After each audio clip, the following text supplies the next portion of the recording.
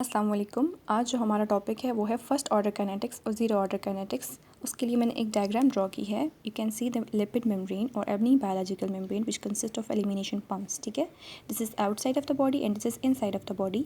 First order kinetics को discuss करते हैं तो it states that the rate of elimination of the drug depends upon it's plasma concentration. वो कैसे कि फर्स्ट करें, if I take one molecule of the drug so its elimination will be 1. ठीक है, so if I take 2 molecules of the drug, its rate of elimination will be 2. If I take 3 molecules of the drug, its rate of elimination is 3.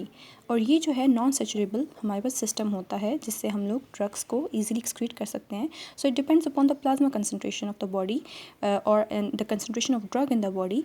The rate of elimination will be the rate of elimination will depends upon it plasma concentration. ठीक है, of the drug.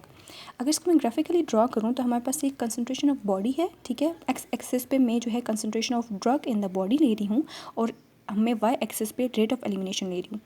First करें, if my rate concentration of the drug in my body is 1, my rate of elimination will be 1. हमने जैसे देख लिया. ठीक है, if my concentration of drug in the body is 2, my rate of elimination will be 2, जैसे कि हमने देख लिया. If concentration of my drug in the body is 3, the rate of elimination will be 3. जैसे हमने अब इसमें देख लिया कि हमारे पास तीन पम्प्स थे तो it can easily pass through that. ठीक है, तो हमारे पास जो एक लीनियर सा रिलेशनशिप बनता है between the concentration of drug in the body and that of rate of elimination which is called as the first order kinetics. अब ज़ीरो ऑर्डर काइनेटिक्स को हम ऐसे डिस्कस करते हैं कि इसी डायग्राम को मैं अगर कंसिडर करूँ, if I take one more molecule. ठीक है, if I take one more molecule, so it cannot pass through this membrane because हमारे पास जो elimination pumps हैं they are occupied. ठीक है, so elimination will remain constant irrespective of its plasma concentration. यही हमारे पास zero order kinetics की definition है कि the rate of elimination remains constant irrespective of its plasma concentration.